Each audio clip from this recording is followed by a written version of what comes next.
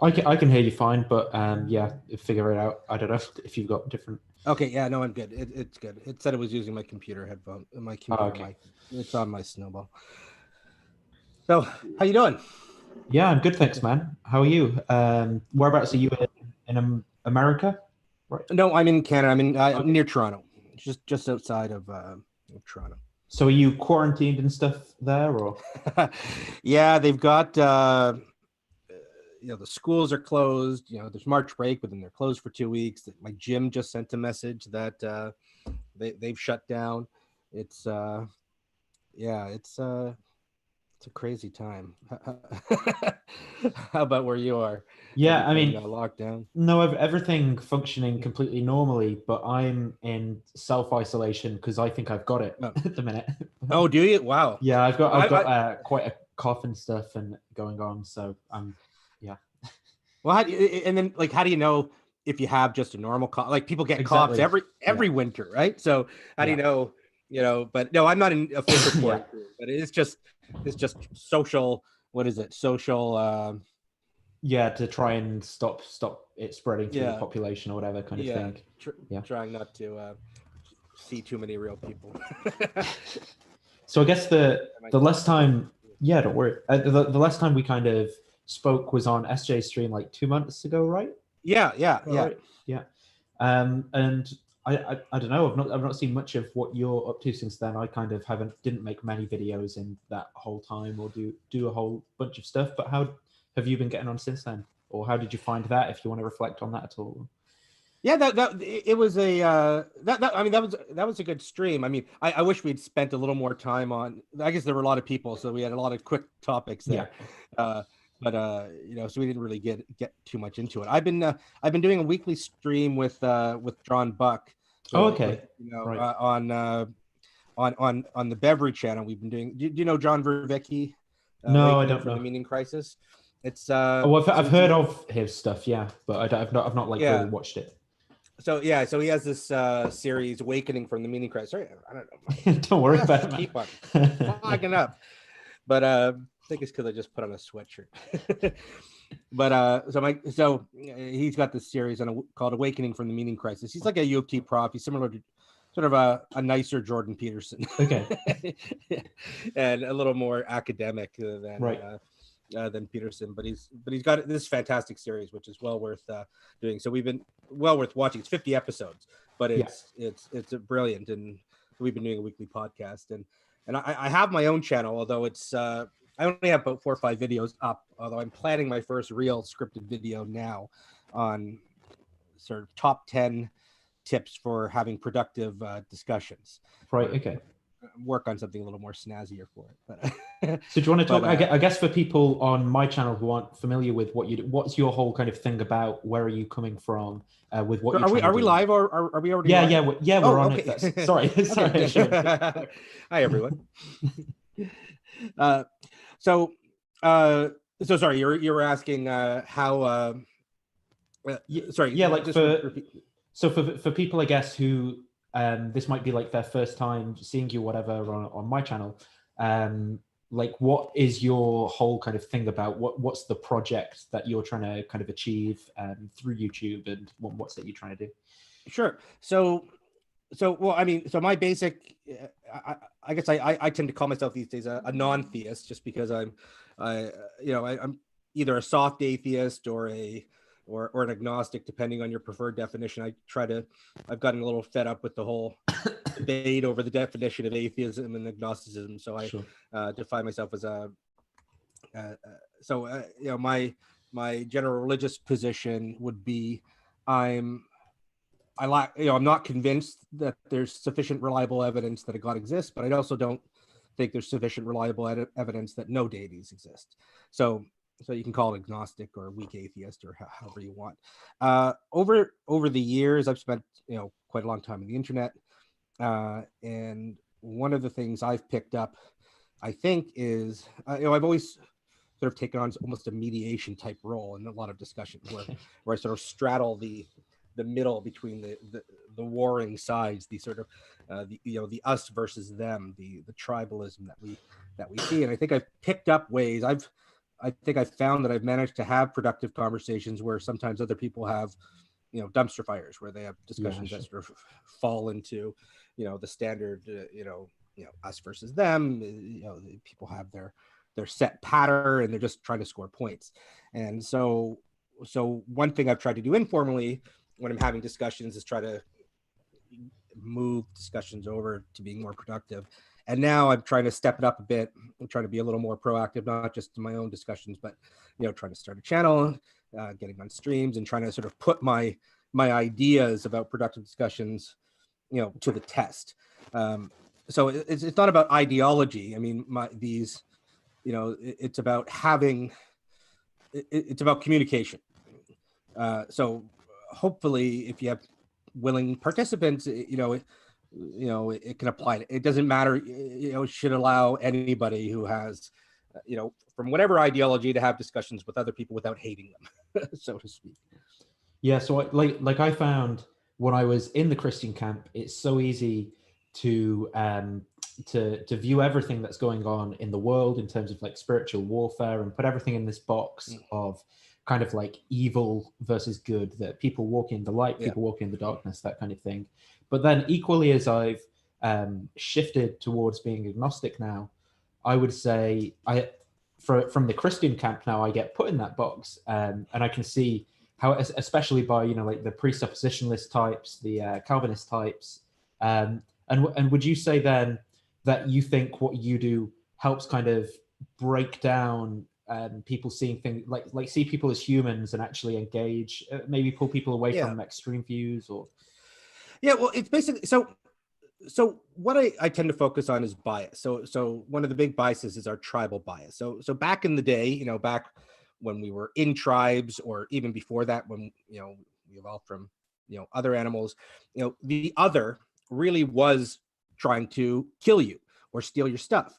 So the other really was a danger. So over the years, we developed this innate distrust of the other. So anytime you sort of categorize somebody as other, there's this automatic distrust, and it puts a filter over all your interactions. And what I found is that both sides tend to have the same us versus them instincts towards the other. So they're distrusting of the other. They think the other's in bad faith, where they have more affinity towards their own group, and they each see the other in almost identical ways. So they're both applying the same kind of bias. They're both usually, I think, there are real bad faith actors out there, but I think most people on the internet who have these discussions, generally mean well, even if they don't always have the best way of showing it. But we have different languages. So the atheists have their language, Christians and other theists have their languages. We talk a bit differently, but I think we have far more in common, much more of the time than we think. But it's disguised by this filter that we put over. So now these tribal biases, I mean, they're inbuilt. The thing about bias, people think bias is bad. In a way, it is. It can have negative effects, but it's part of us. It's part of our human nature. It probably has, has survival benefits. When the other really is a danger, you really don't want to trust them. That there's a protective mechanism there. The only problem is your brain can't tell the difference if there's a bandit, a barbarian coming to steal your stuff or kill you, or you're just having an ideological discussion with someone. So what I've tried to come up with are ways to control for your bias. It's not about getting rid of bias, because I don't think we can. Anybody who says they have no bias is showing their bias. It's just we have these, it's part of human nature. So, but what you can do is you can take steps, I think, to control for it, to help get around. So it's almost, so with us versus them, you have a natural affinity to your own group and a natural distrust to the out group. What I've tried to do is figure out a way where you can start to see the other group more like your in group. And so you sort of harness or gamify the us versus them biases to sort of promote community. At least that's my big hypothesis, that we can do this, but it's not easy. It takes work and practice, and it's so that's my hypothesis, and now I'm trying to sort of unofficially test it by Right. Okay. putting it out into the world and seeing what people think, and seeing if people sort of like it.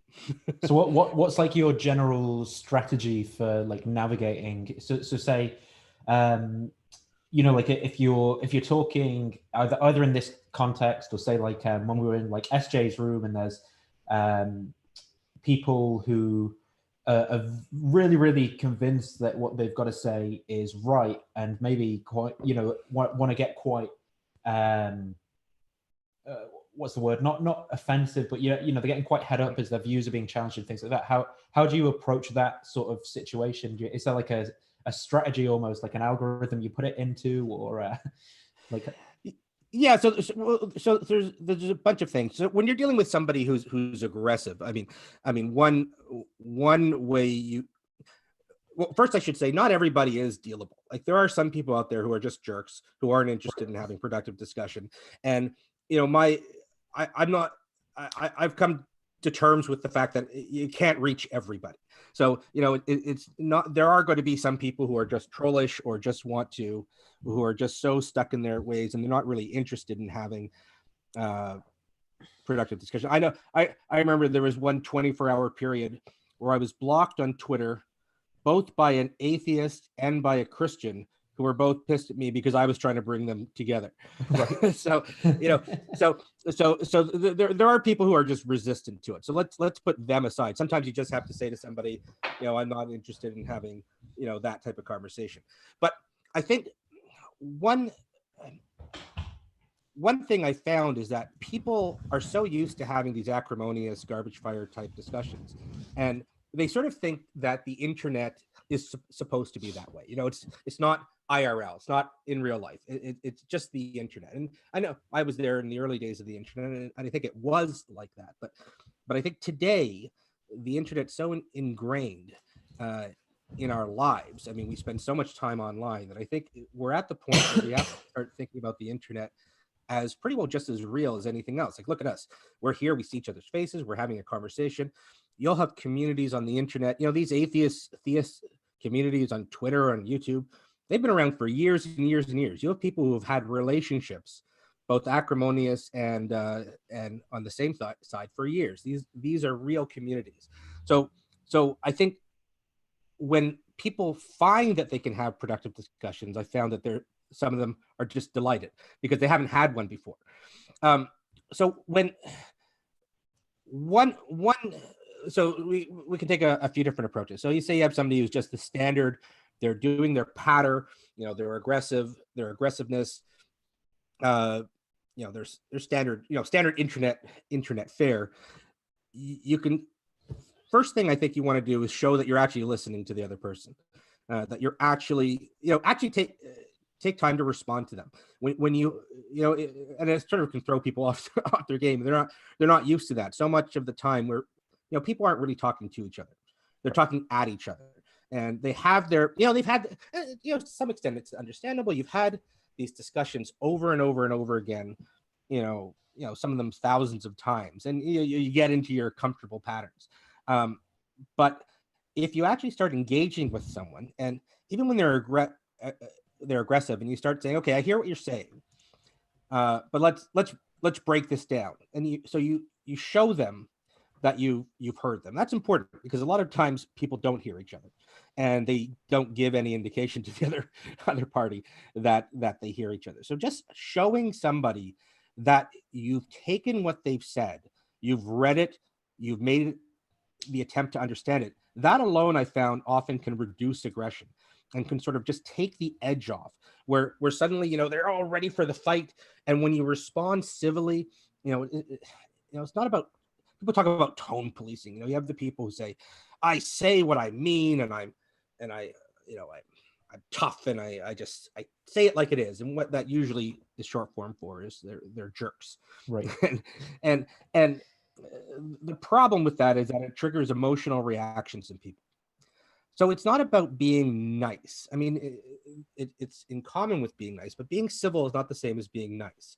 When you're aggressive and rude or trade insults, your chances of having a productive discussion are pretty minimal, because what you do is you trigger an emotional response in the other person. They're no longer focused on your arguments, and they're just focused on the perceived insult. So part of at least trying to get an aggressive person down is to not give in. It's so easy to give in when somebody says something provocative in an insulting way, and I have the same instincts as everybody else. Like you'll want to respond, and so one way you can control that is just to check yourself. Is first, don't write your reply and hit send. Usually, when you write that angry reply and hit send, you can always predict what's going to happen, but slow it down. Take your time. Write out your angry reply, but then pause and maybe take a time to edit it. I mean, we're sort of going at this sort of we're sort of going this sort of we've just sort of dove into the middle, but if you want, I can start off by talking about sort of what I think makes a productive discussion. Would that Yeah. I think defining those things would be useful. And I was thinking as well, as you were talking, about like maybe differences that you see on both sides of the debate as well, because like I can find sometimes there seem like I was watching like a T-jump discussion, for example, the other day with Bernardo Kastrup, who's like a PhD computer scientist and PhD philosopher, and not even a theist. I'm familiar with him, and so he's not even arguing for theism, but I was watching the chat while this thing was going on, and he's talking about idealism. So he's saying, mental is the fundamental nature of reality. He's making good arguments, but you see all these, I've heard it all before, yada yada yada. Therefore, God, how does it? And they've already jumped to their conclusion based off of their tribal in group, and they're like, this guy's insane. But then on the other side, you get some theists who just it's the same thing. It's just saying crazy stuff about metaphysics or whatever, and medieval words that no one uses anymore. Here's the thing. It's a people problem. It's not an atheist problem. It's not a theist problem. It's a people problem. It's because we all have these biases. It's part of human nature, and we get stuck in our patterns. So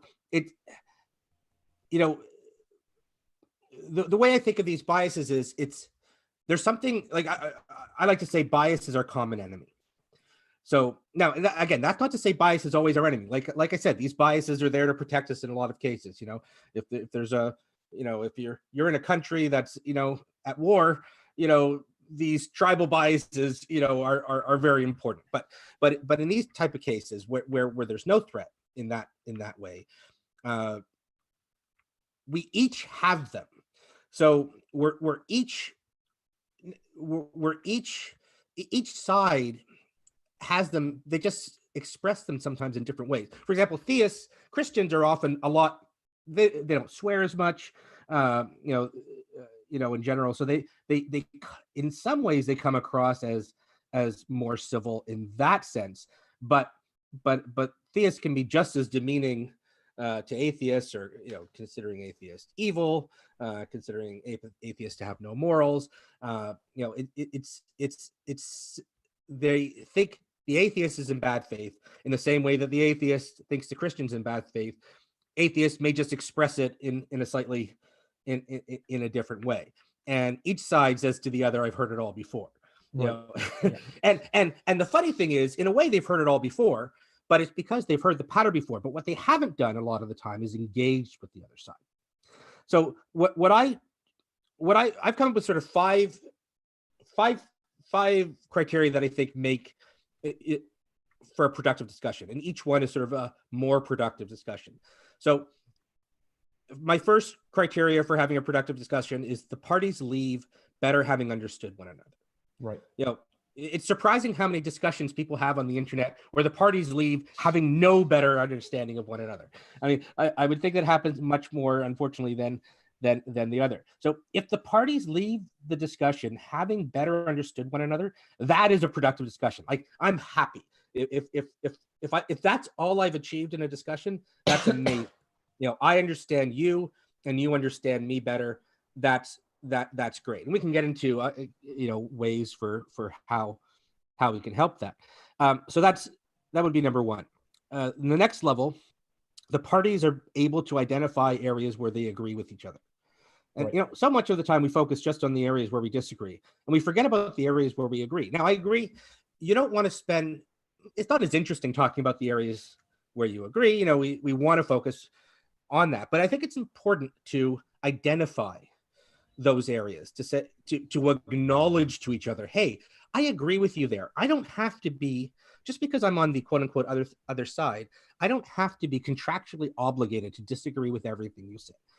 If you say something I agree with, let's acknowledge it, and then we can move on to the other areas of agreement. But without when you start to see, I think people, because we zero in so much on the areas where we disagree, I think it masks how much we probably agree with each other. Right. We probably agree with each other often much more than we think. But just because we focus on the areas of disagreement only, we don't see it. And it probably stops that kind of like tribal, like putting them in a box. If you're like, well, we agree on 90% of these other things. Actually, this person is just like me, and it's this tiny little worldly difference. Yeah. And suddenly you see them. So that's it. You see them more like you. And even though you still have differences, I think it softens us towards each other. We see each other more as humans and not just opponents. We humanize each other. And so again, it's about gaming. It's about gaming that tribal bias. It's about saying we can't get rid of these biases, but how can we harness them in our favor versus hurting us. So the next level, of course, would be identify and zero in on where you disagree. And this is more than just shouting at each other. It's getting into the issues. The agreements can sometimes be on very fine points, and that can be lost when you're just talking about talking points. You have to actually have a back and forth discussion to really figure out where you disagree, more precisely. Sorry, you were. No, I was just coughing. Okay. Yeah. So the next level I would say is the parties are able to press forward into the areas where they disagree. So a lot of the time, people very quickly reach that let's agree to disagree, and I'm surprised so often I'll see a conversation, it's back and forth. I think, oh, they're about to have some sort of breakthrough, and then they just drop the conversation, because they just, let's agree to disagree, or they just, the cognitive dissonance. We can get into cognitive dissonance in a bit, but they just drop it. And so if they had just pressed on, through, and this is more difficult. Like it's not as sexy, so to speak. It's not like we have these big debates. T. Trump, Matt Dillahunty versus the other big Christian, and people like the excitement. Productive discussions are slower, and you've got to, it's not as much about scoring points, but about working through a problem together. Yeah. But I think, I think there's also got to be this commitment from the people involved that if I'm wrong, I'm going to change my opinion. Like how many times do you watch one of these like William Lane Craig, Sam Harris debates where they're both like, maybe I've got something to learn from the other guy coming into the, those aren't the, I mean, I know that's not the format there, but it's like, there has to be this commitment, I think. And I don't know how do you gauge that as well coming into the conversation? If maybe the other person just isn't committed or doesn't want to change, regardless of whatever evidence or reason or whatever. Well, and when it comes to the don't want to change, I mean, that's, again, it comes down to bias. We are all biased in favor of our current views. And I think it's time to stop thinking of that as a personality flaw. Being open-minded is really hard. And I think people don't really appreciate that. So a lot of when these are just what makes a productive discussion, but I have sort of techniques and tools that are geared at controlling for the biases and letting you be open-minded. But being open-minded is really hard. You have to work at it on a very conscious basis, because anybody who says they aren't biased towards their own views are probably not introspecting enough, or probably not, they don't want to admit it, or they're not, or maybe not letting themselves admit it. So we can see that as a human experience. So rather than say each side tends to think the other side are the closed-minded ones. We are the open-minded ones. Yeah. And the fact is, both sides like to think of themselves as open-minded, but are likely much more closed than they are. So part of, and this is jumping ahead a bit, but so part of it is trying not to see the other person just as a bad person, or at least putting that aside for the moment and just deal with them as they are. But I'll come to that in a second. So the last part of the productive discussion is the parties are able to reach a resolution or identify a legitimate impasse. I think people stop way too early sometimes, but at one point, you're spinning your wheels. And so there are times where I think it's fair to say, okay, I think we've reached as far as we can go. That being said, that's the time sometimes to come back later, because first of all, repetition's how we learn. But what I find is if you go through, on my channel, the few videos I have are 3 videos on free will with John Buck and some other people, and we spent a total of 6 hours, and by the end we actually reached some resolutions. But if we only spent like the standard hour and a half, we wouldn't have gotten there. It was a surprise. We're like, wait, we agree here, and that's another weirdly tribal subject, isn't it, as well? Free will, like people want to be in particular camps on the issue, and it's I find that one a weird one as to why that's like that, because I would have thought it's almost incidental to, but yeah. Oh, I agree with you. I mean, we're not going to get into that for this, but my short answer is I think it comes across the same regardless of whether we have free will or not. It sort of looks the same when you break it down and get into it. But that's a whole. Let's not go down that. Sure. But the point is, we sort of had a succession of discussions. So rather than having just one debate, so to speak, I don't like having debates. I like having discussions. We had a succession of discussions where there was some repetition, but if you're doing it in an engaging fashion, there should always be something new. You're trying to reframe it in different ways. This is how, this dialectic of this back and forth is often one of the, and there's actually some research, I think, that I don't have links, but from what I've been told, there's research that shows that our problem solving, often works better in a dialectic, or having an internal dialectic. So having that back and forth discussion is a way for us to work through the problems. If you take the discussion as a mutual effort to work through a problem, rather than let's just push our point of view, then you can actually work through your own arguments as well as the other side's arguments. Because a lot of the time, again, like I said, people come into these discussions not really engaging, giving their set patter. They have their talking points, and they sort of just they talk at each other. But because we stuck with it, we were able to break through that. But again, I think those kind of discussions are more interesting. I think some people may find it less interesting to watch, but I think being part of it is, there's something exhilarating about it. When you're in a real discussion where you've made progress, where you've had a productive discussion. And I found that, I've said, I've had discussions on the internet, I'm sort of center left politically. I had a discussion with someone who's more on the farther right. And he said at the end, this is the first time I've had a productive discussion like this on the internet. And he was surprised. He really enjoyed it. I think there's an appetite for this that people are hungering for, even if they don't even realize it. Yeah, I agree. I think it can be kind of like that flow state thing, like if you're learning an instrument or you learn that new piece of maths or whatever it is, and you make some progress in some form. But I also think because of the social aspect of it, it's like different to just working through a textbook or what. So I think culturally, I agree with you.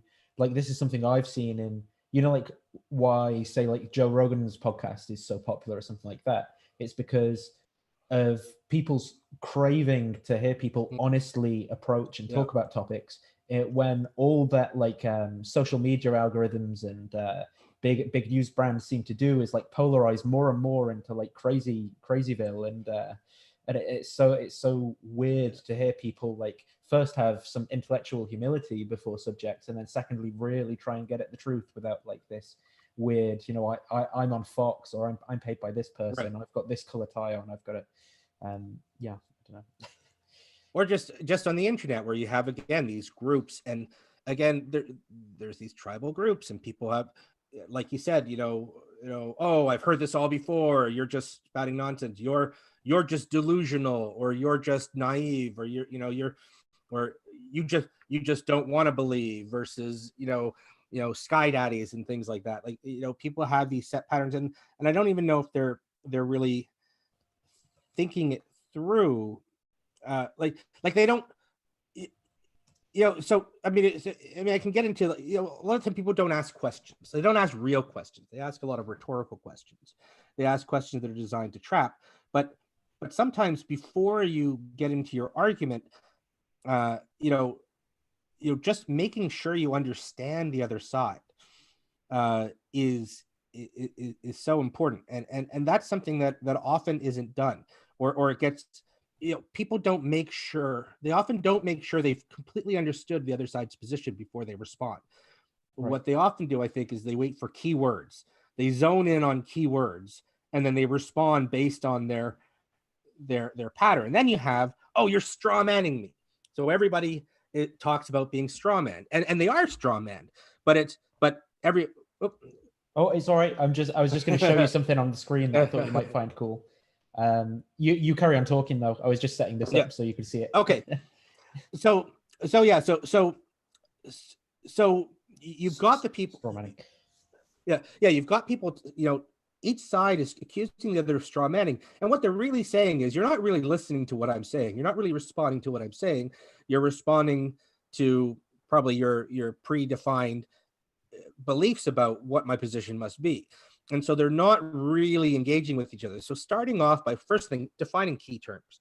I mean, I know it's the boring part of the conversation, but I can't tell you how many debates I watch or discussions I watch where people don't take the time to make sure they're talking about the same thing.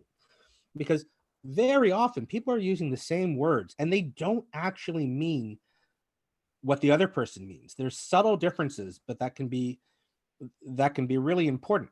So you've got to define these terms, and it's not about arguing over definitions. I mean, you can have, I think if you want to have a debate over definitions, have that debate as a debate. But so many discussions get sidetracked over semantics. What the goal shouldn't be, in my opinion, to just argue over the best definition, but to understand what the other person means by it. So then you can continue the discussion. So to say so according to your definition, I'm going to interpret your statements according to your definition, not according to my definition. And again, this is not easy because we sometimes have to remind ourselves, maybe you have to write it down because we tend to, then go back to just interpreting the other side in terms of our own definition. So I think just stating your definition, my definition, when we realize they're different, can be useful to sort of keep it in mind. Again, not easy because you have to change your mindset, but it really kills discussions. Another thing is about repeating the other person's statements back to them in a way which they would agree. And so, we call it steel manning. But it's not even the steel man part I'm talking about here. It's just making sure you actually have listened to what they've said and understand it. And because again, so much of the time, I think people don't. They don't take the time, or they ignore the parts of what the other person said that they don't understand and just focus in on the parts that they do, but they may have missed key perspective. Oh, I saw in the chat someone had asked, Brett equals pleasure doubt. Yeah, my name's Brett. So I don't know how I'm very bad at following chat. Oh, me too. I get yeah. I don't know how people do it. My brain's single threaded. I get completely confused at what's going on. But so repeating the other person's statement back to them in a manner that in which they would agree. So one thing you can say, for example, is before I respond, I want to just make sure that I've understood your position. So again, this isn't about arguing with them. It's just saying, is this what you mean? And not just doing it in a nasty implication. So do you mean this? It's just saying, is this what you mean? And you'll find when you do that to people are really pleasantly surprised, because, you know, often people don't do that. Right. And when I find when people feel that you really are listening to them, and when you say, is this what you mean, you are showing them that you're listening to them. And again, that can help lessen, I think, the aggression and the us versus them, because I think people really appreciate that. And here's the key. If the person says, no, that's not what I mean, then you've got to stop and work at it till you understand each other. And you see a lot of the time people say, well, you said this, so you must mean that.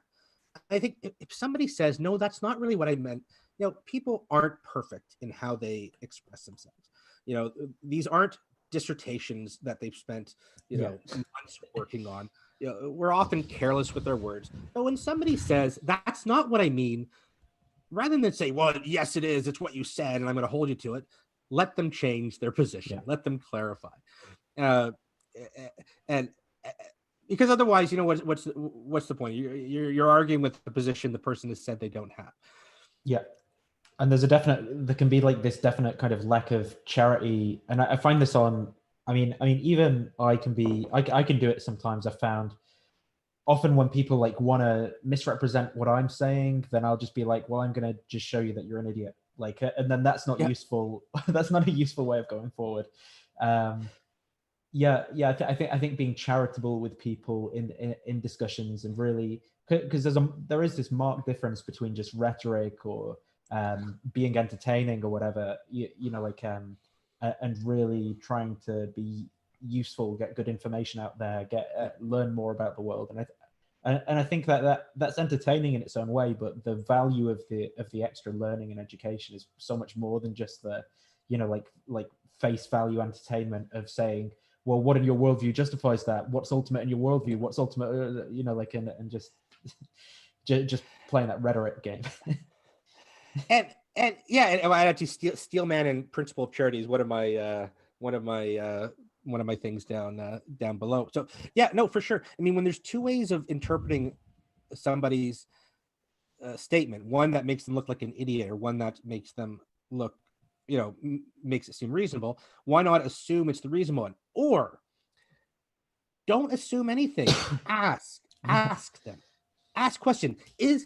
Is the implication of what you said this? This is what I interpret from what you say. I don't want to put words in your mouth, but this is what I interpret from what you say. Do you see it that way? Now, they may not realize that's a one interpretation. So it lets them clarify first of all, and then maybe they'll even say, you know what?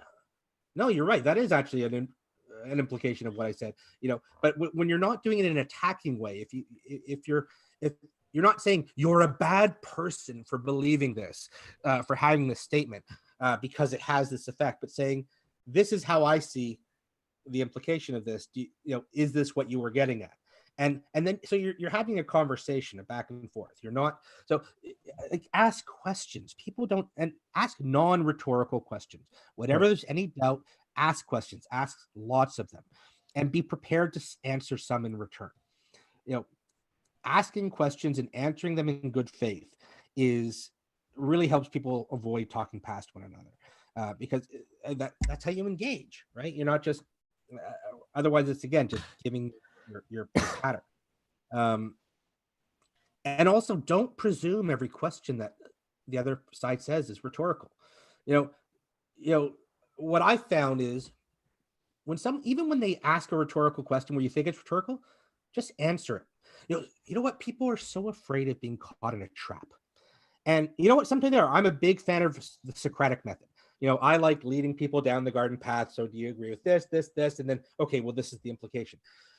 And what I've said is welcome the trap.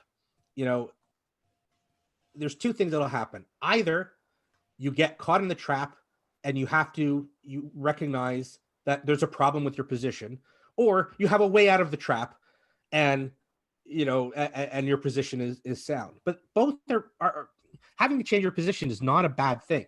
And we have to stop thinking of it as losing, as winning and losing. If we think of it as a mutual exploration rather than me winning and losing, then I think it takes the edge off. We're not quite as attached to our own opinions.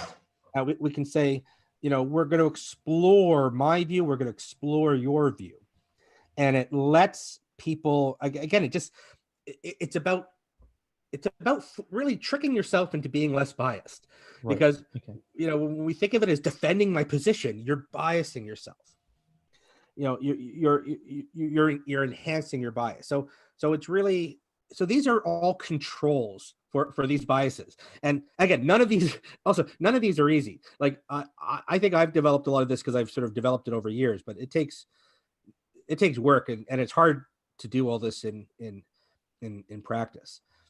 Do you find yourself consistently improving, or is there like this biological inclination sometimes to just slide straight into tribalism? And I have the same instincts as I had to take like a year or two ago. I took like a 3-month break from the internet because I was getting so frustrated in not liking my own reactions in discussions and letting it affect me in certain ways. And then I came back afterwards saying, with a new view, sort of to say, I'm going to now just have productive discussions.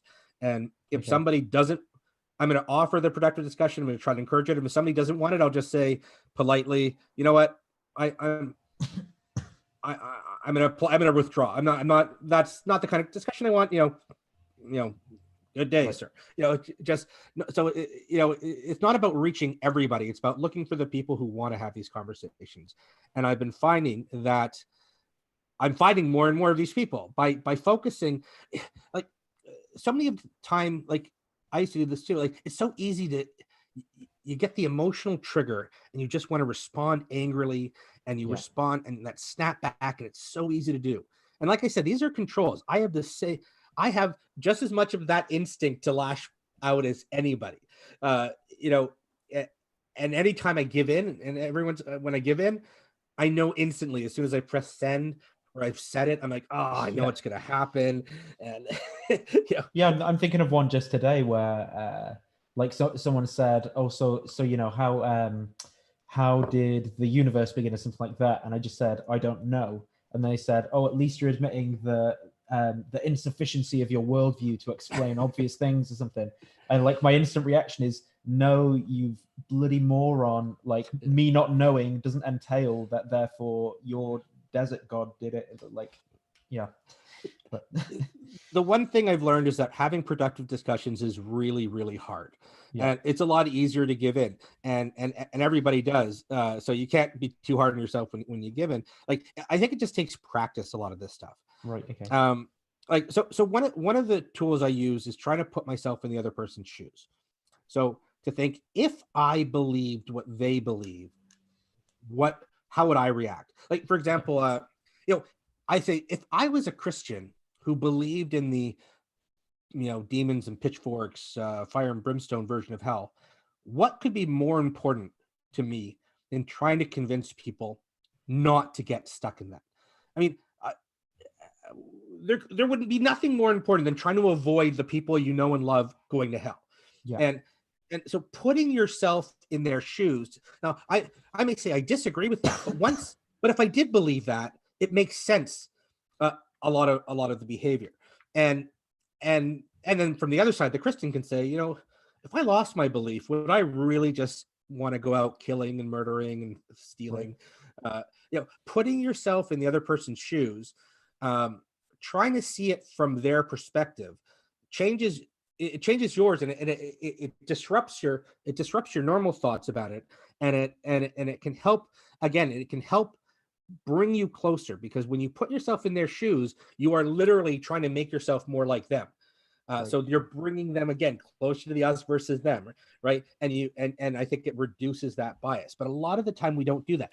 A lot of time I think people think, oh, when I put myself in the other person's shoes, they just think of these ridiculous arguments and these stupid arguments. That's not the object of putting yourself in the other person's shoes. It's saying, given what they believe, how would they given what they believe, how would they see me? Because so much of the time, in my experience, like I've written something and the response just astounds me. Like they respond in a way like with presumed intentions, and that, treating me like I had no idea. Like, how could they think that? But then if you switch a little and you put yourself into their shoes, how would you respond to you if you were in their shoes? I know it's wordy, but we can start understanding each other better. So often, we presume bad faith, and we don't give them that benefit of the doubt, but that leads to us treating the person in a certain way. So if we believe the other person is in bad faith, like if I truly believe an atheist has no morals, how would I respond to that atheist given what the atheist has just said? Right. And it doesn't mean you agree with that position, but it can help you, I think, understand them in a more participatory type way. So it's not just they're evil, they're wrong, they're dumb, but they have a particular perspective that puts a filter on that makes me see it. And then you can ask yourself, wait a minute, what are my biases? How am I looking at them in a way that may not be fair? And so but none of this is easy, right? It's not easy to put yourself in their shoes. I think you have to literally in your head ask yourself the question, like, what would I think if I believe that? And just really put it to you. And I'm sorry if there's questions in the chat. I can't follow. So that's all right. Don't worry. I was going to say your kind of approach to things seems a little bit different from like that of the kind of street epistemology that's quite popular now as well. The Anthony Magnabosco's, Peter Boghossian's. How would you kind of like compare and contrast what you're doing against their kind of general project?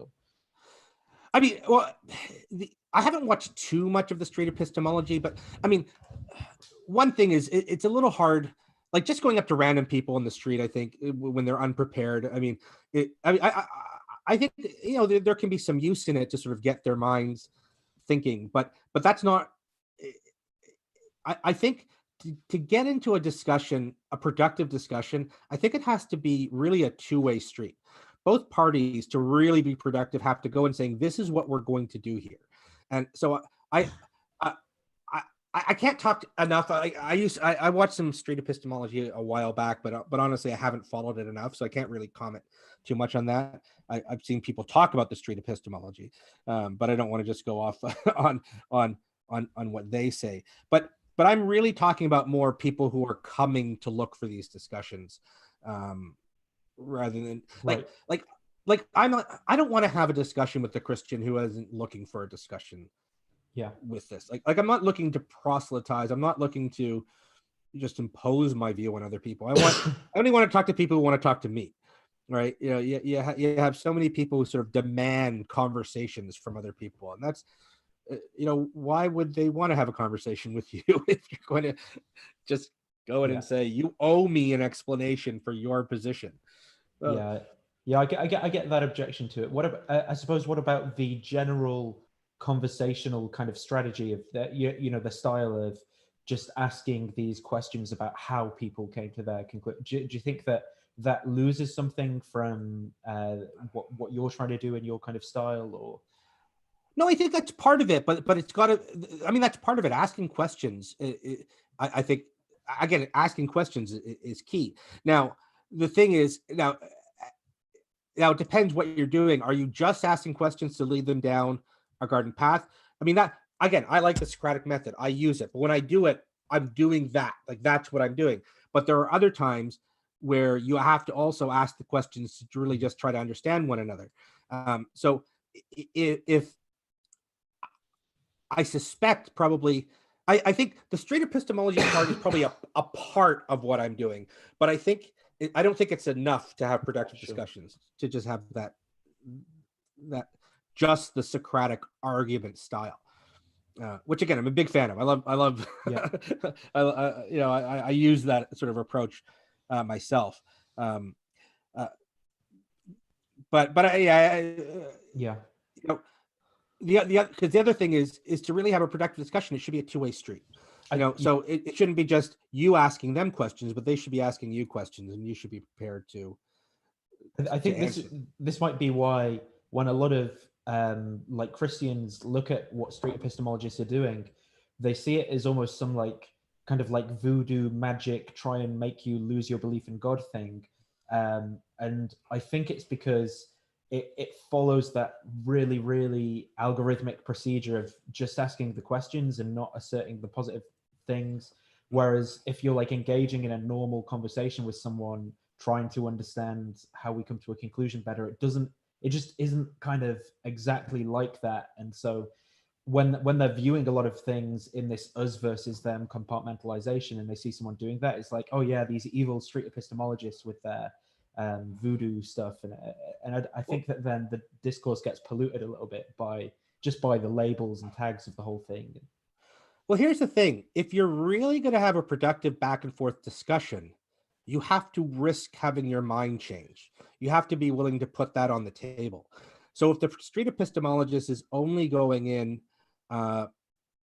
with trying to lead, and again, I don't know enough about it, but if they're just trying to lead them down the garden path to where they want, then that's then they're not putting any risk themselves. See, when you have more of a back and forth discussion, and when you're not just asking questions, you're answering them, you're putting your own views at risk. And I think that's important. Right. If you want to have a productive discussion, not everyone is interested in that. Sure. But if you really want to say you're open-minded, then you have to put yourself in a position where you're risking changing your mind. And you have to ask yourself, I think, am I putting myself in a position where I could change my mind? And if you're not, then you're probably not having a fully productive discussion. And it's not, you have a lot of the atheists who demand, who will say, you have the burden of proof, theist, and I don't. And I get what they're saying, but if someone's going to have a discussion and say, well, I'm the only one putting something on the table, I'm the only one putting something at risk here, that doesn't seem like an attractive proposition. Right. But if you're going to say, listen, I want to ask you questions about your point of view, but I'm willing to put my own positions on the line too, it's a two-way street. And again, I think it can reduce, to show that you're willing to risk that, can again reduce the us versus them feelings, because it's more of a joint project, and it just seems more honest. I think it seems like you're really there to engage in this thing and try and dig at the truth. It's not just some, like, especially on YouTube, it's not just like some entertainment thing. You're not just this person's next project or whatever to get views. It's and I think that's important, especially when people, at least the people I'm exposed to, because I'm doing this through YouTube, are like are doing it in this kind of format, and it's like walking that line between making things actually useful and like clickbait titles and entertainment, and do it. Yeah, I'm just getting started, and actually this is good, because this is a good trial run for my video, where I'm going to be setting all this out a little more formally, and that's going to be sort of my first scripted video. Right. Okay. And so this is a good trial run. Yeah. For me. Yeah. But and I'm thinking, okay, I had 14 points, and okay, maybe I'll try to condense them to 10, because 10 tips, seems a little more clickbaity than. Right. Sure. Yeah. but you want to get, it's a balance. You don't want to just. You want to get view. You want people to see what you have to say, but you don't want to sell yourself out either. So I haven't figured it out yet. I'm just getting started in this YouTube game. So yeah. No, me too. And I think that there can be like you can do it a bit tongue in cheek almost sometimes as well. Like where it's almost taking the mick out of the game, the way that you do the weird sort of clickbaity video of the close up on the face, like. Yeah, I think as long as you're not being dishonest, I don't mind clickbait too much. I mean, YouTube has this algorithm, and you've got to sort of take advantage of it. If you know, we, I know I want people to hear what I have to say, so Yeah. you've got to sort of Yeah. do that. But I'm just getting started on this, so I don't, figuring that out as I as I go along. But so another aspect would be respond to every part of the other person's argument, not just the easy parts. So you know, uh, much of the time, we get cognitive dissonance when the other side says something that we don't quite have an answer to. And what's the number one thing we do with that is ignore it completely and just focus on the other parts of the arguments that we have an answer to. And that's where you have to, I think, if you want to be open-minded, you want to be productive, you want to catch your own biases.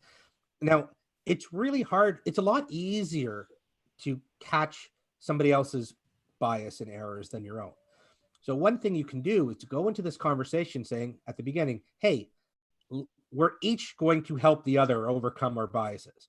We're each, when we catch the other, when we suspect there's like cognitive dissonance going on, or we see some fallacies or whatever, we're not going to get angry when the other side points it out. Right. We're going to help each other identify. We're going to recognize we both have these biases. We both fall into these traps. And because it's much easier for me to see yours and much easier for you to see mine, let's help each other. So it's a two-way street. And do you verbally say this to people before you discuss with them, kind of thing? Do you find that is the best way of?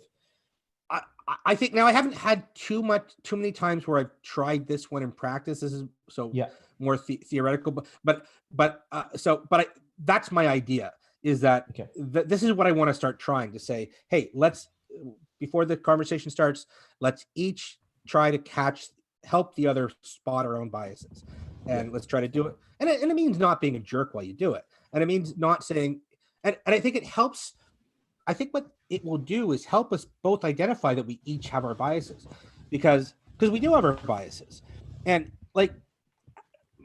when we have an argument, when we hear an argument and we get that uncomfortable feeling in our chest, and we just don't want to, we start thinking, whether it's on Twitter, you start typing an answer, then you're like, oh wait. And then what people tend to do is they just ignore it, right? And then they'll focus on the one part of the argument that they can deal with. Those are the parts of the argument we need to force ourselves to deal with. Again, it's like I said earlier, either you're going to find, it's like being caught in the trap. You're either going to find that you have a problem with your position and therefore you should change it, or you're going to find that you can figure a way out. But we shouldn't run from that, even though we want to. What I try to do, for example, in at least written, it's a lot harder voice, but what I'll try to do, like when it's online, say Twitter or an internet forum, is I'll go through their post and I'll make sure I respond at least something to each and everything they say, even if it's just, you know what, I don't have an answer to this, I've got to think about this one more. Just go through an order, force yourself to give a reply. Just fight that. Again, bias is our common enemy. We all have cognitive dissonance. But it means being more vulnerable, right? It means, recognizing, look, none of us have the perfect worldview. None of us have nailed it. If any one philosophy had nailed it, there'd be a lot fewer philosophies out there. There'd just be that perfect philosophy that everybody agrees with. We all have flaws in our reasoning. We all have holes. Like you said earlier, sometimes the answer is, I don't know. And sometimes we run into contradictions, and we just have to deal with that sometimes. We may have contradictions in our views, and we have to deal with that, and just ignoring it isn't going to help us any. So again, try to go through each of them. And when the other person, and say to each other, listen, if I ignore part of your argument, call me on it. Not call me on it in a, hey, just ignore this, but just draw back my attention. Oh, could you respond to this? But I mean, though, I think I'm just going through. I mean, those are. I think that's basically my my ideas uh, on how to have these productive discussions. And again, none of these are easy. like it's easy to say, but in practice, all of these are really hard. And I think maybe we have to be maybe more forgiving to each other and realizing that, yeah, it is really hard to do this. And so not be so quick to just jump down the other side's throats when they screw up. But I think so my idea is if we put these into practice, this type of thing into practice, our discussions would be a lot more productive. That's my basic system. Yeah, no, I think I'm largely in agreement with you with almost everything you said, I think. And it's challenging me on a few things as well, because I'm thinking, as I make this kind of, as I've made this worldview shift from almost like a fundamentalist Christianity to saying I was wrong, I don't know. There's that tribalistic thing to just want to polarize against that, and I can see it in myself, and I think some of the things you're saying are kind of resonating with me and making me think, I need to make sure that what I'm doing is being as honest as I can when it comes to the arguments, as charitable as I can in hosting people think about these ideas. Like I don't want to just become another one of these guys who goes fallacy, and just isn't listening, isn't really grappling with the content, because at the end of the day, the type of conversations that I'm hoping to have are about pretty important things. So I'd hope I'd give them, the attention they deserve, rather than just turning it into some kind of entertainment show or something. And I think it is entertaining when people get a little more in depth into these things. I mean, you just have to have a bit of a different mindset. It's not as much of the shit show, so to speak. It's not as much about. I mean, it's still scoring points. It's still, you still want to make your arguments. Like, none of this is about not aggressively putting forth your positions. I mean, like none of this is about the substance. You still want to put your positions forward as well as you can. And as biased as we are, we like our position, so we push it. But we want to leave that room to give ourselves the best chance to be able to change our mind if it's warranted. Yeah. And to help the other side be in their best position to change their mind if it's warranted. And again, I think being open-minded means risking changing your mind and being a little more vulnerable. Another phrase I've coined is, they often aren't as bad as we fear. We often aren't as good as we feel. Hashtag us versus them. Yeah, I think we find we have we're a lot more similar. I mean, it's just so many conversations where I see each side, they're talking different languages in a way, but they each see each other exactly the same way. But that's good news, because it means each side is kind of wants the good. It's just like you have a liberal and a conservative or a socialist, and it's not like, they all want the good. They just have different ways they think is best to achieve it. And so you can be in a position where you can say, listen, they're not necessarily bad or evil, even though I think their way won't work. I shouldn't just assume, like a conservative wants the poor to starve. Right. No, most conservatives don't want the poor to starve. They just think there's a different. They think social programs are not necessarily going to be the best way to help them not starve. And a conservative will think socialists, just want everyone to eat rats. that's not the case either. Side is seeing each other again in the same but opposite ways. So I think just recognizing that, trying to catch yourself doing that, trying to say, catch yourself where, when the other side is rude, they're out of line. But when my side is rude, we're just telling it like it is. We're giving tough love.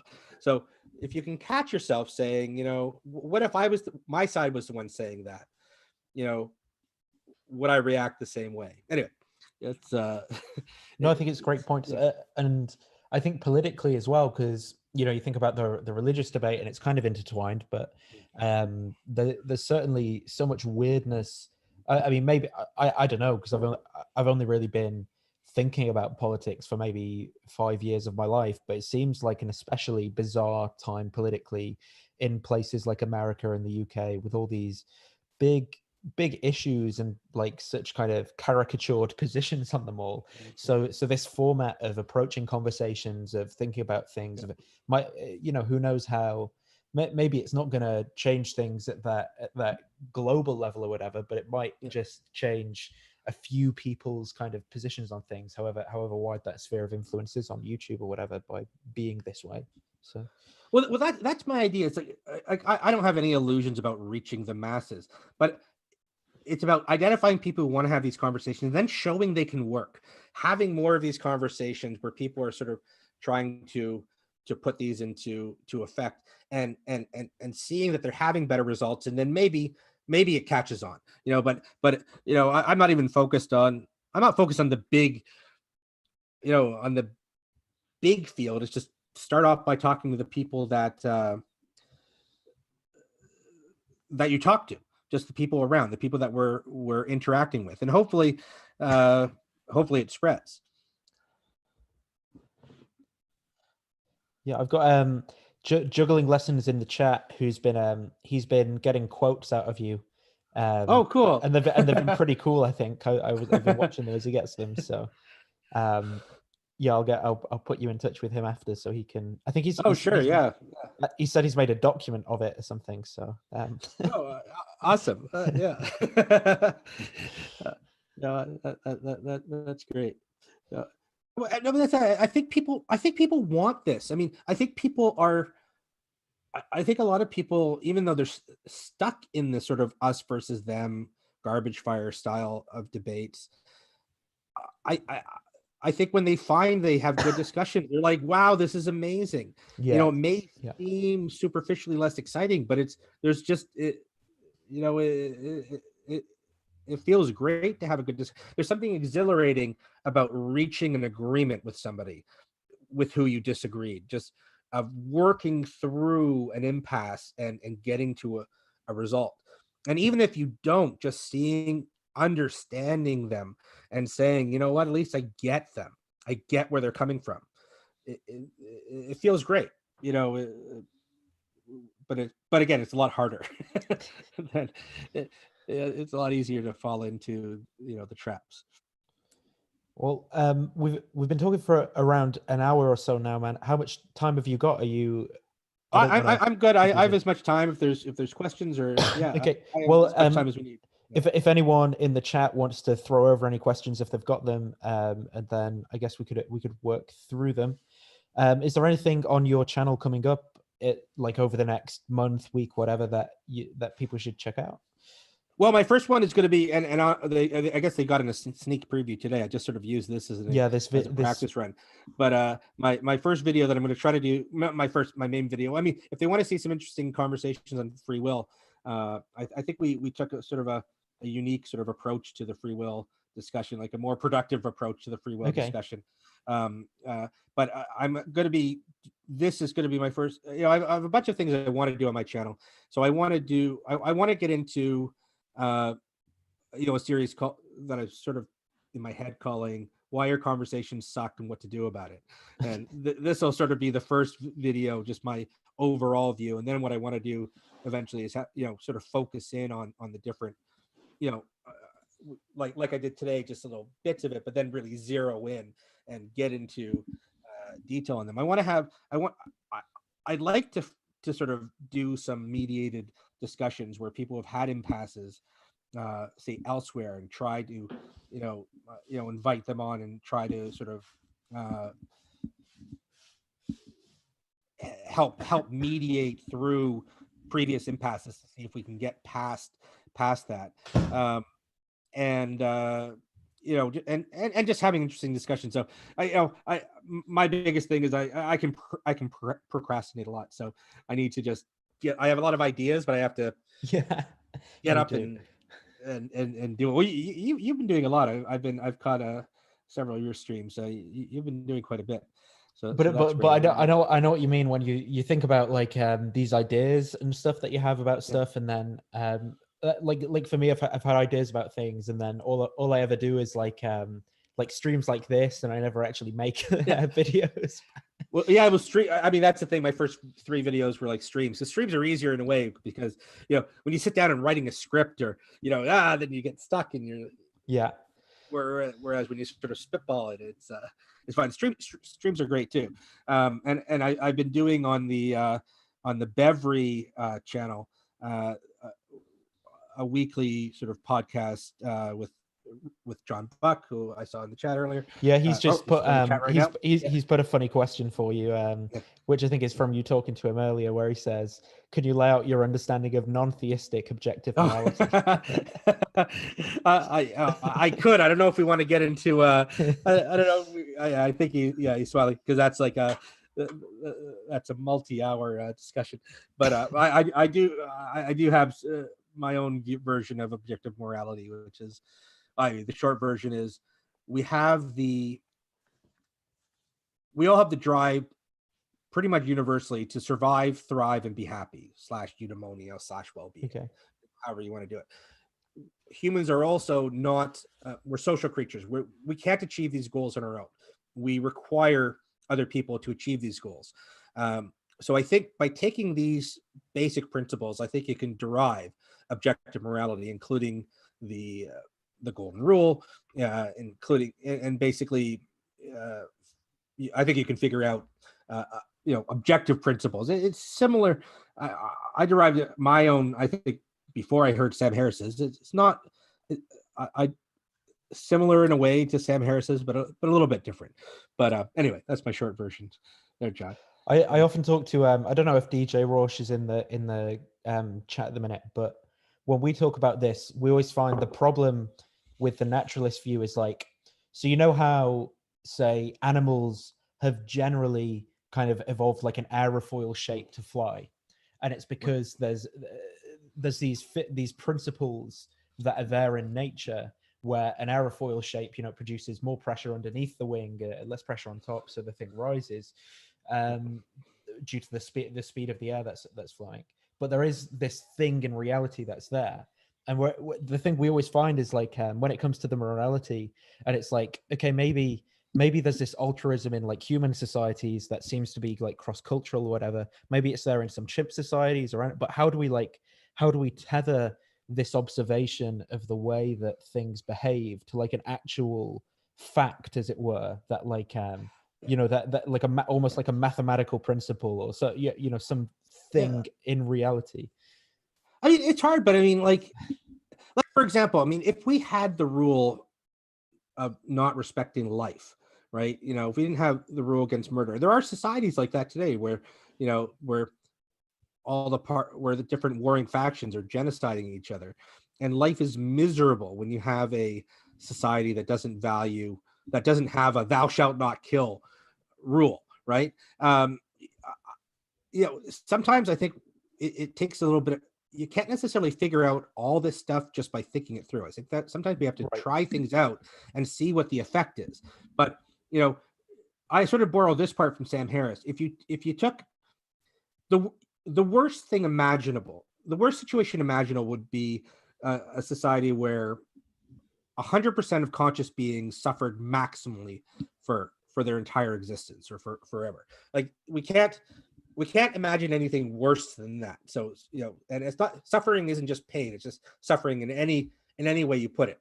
And I think working backwards from that, if you start with that as the worst thing imaginable, you can work backwards to figure out sort of a scale of, for example, from this you can draw the principle that we shouldn't cause unnecessary suffering. So we shouldn't cause suffering that's not geared towards some greater good.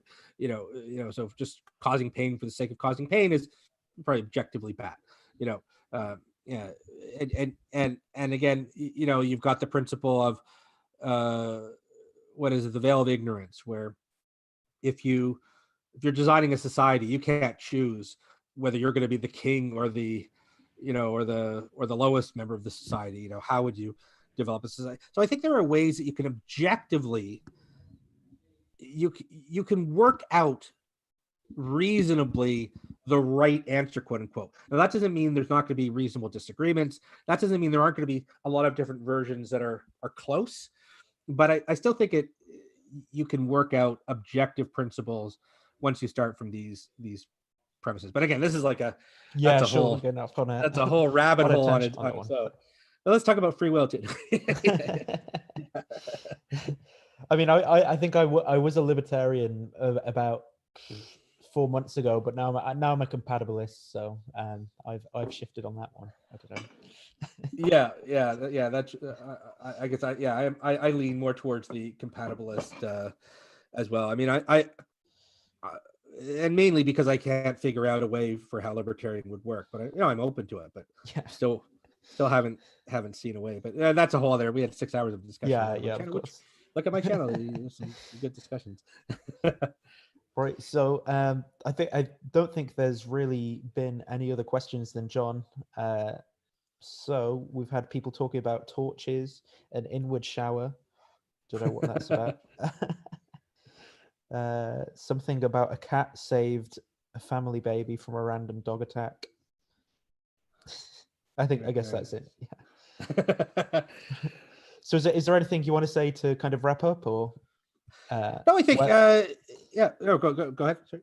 I was just gonna say, like, where people your Twitter handle or whatever, if you want people to check you out, or.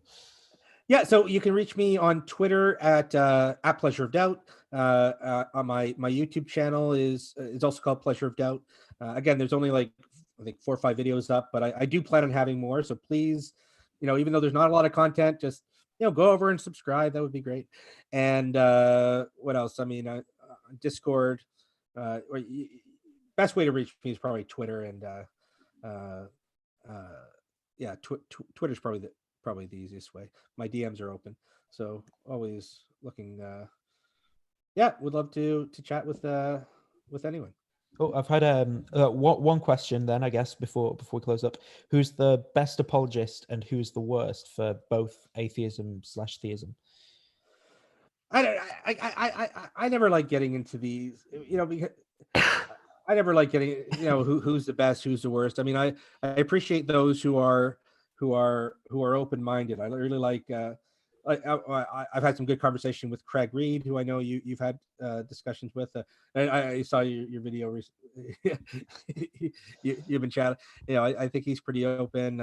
Paul Vanderklay, I think is a really, really open guy. Like, I really appreciate the people who are really open to discussions with the other side. Now, that doesn't mean necessarily that they have the best arguments, so to speak, but I really value these type of apologists who first of all don't hate atheists and don't just think atheists are evil, but when it comes to the bigger apologists, I mean, I've had some good conversations with. I know she's controversial, but I've had some good. We with S.J. Thomason, who a lot of people I know don't have had issues with her, but I've had some good conversations with her. Yeah, me too. Anyone who's open and who isn't just going to write people off, I'm willing to talk to. Yeah, I agree with that, and I think that is, I think it's a good attitude to have. But I've found the more and more, like talking to G-Man a week ago or something, like those types, that really just like put me off. I was like, maybe I should just make videos on like maths or something and just leave religion. I'd like to have a chat with G-Man at some point. It's really some people I think are challenges that I'd like to put these ideas that I've been talking to you about to see if. Because I know I have had, I'm not tuning my own horn, but I've had conversations, for example, on Twitter where I've had good back and forth conversation with people, and I've seen them have completely disastrous conversations with other people that just resorted in the us versus them. So, and by applying these type of things that I'm talking about. So I don't think many people are beyond this. I think a lot of people just haven't done it. They haven't practiced it, and haven't given, and they just haven't, they're stuck in their ways, and they haven't had a really good, honest back and forth discussion with people. So I think if you can show people again that you're listening, that you're going to take what they say seriously, even if you disagree. I mean, that's a key too, where you're not just going to say, oh, I've heard this a million times before. You're going to listen to what they have to say and respond. I think even with the most closed-minded person, maybe not the most closed-minded person, but with your average closed-minded person, or you can make headway. I think we're too quick to write people off, but it means slowing it down, and it means not giving in to the baser, just trying hard not to give in to that desire to just lash out, yeah. Awesome. Well, thanks for coming on, man. And you're welcome on anytime. I like your format. Yeah, this was great. Yeah, thank you so much for inviting me. I really appreciate it. Yeah, no problem at all. So I'll end the stream in. I'll do like a weird movement so I'll know when the lag of it catches up. Great. Thanks a lot. Thanks everyone for watching.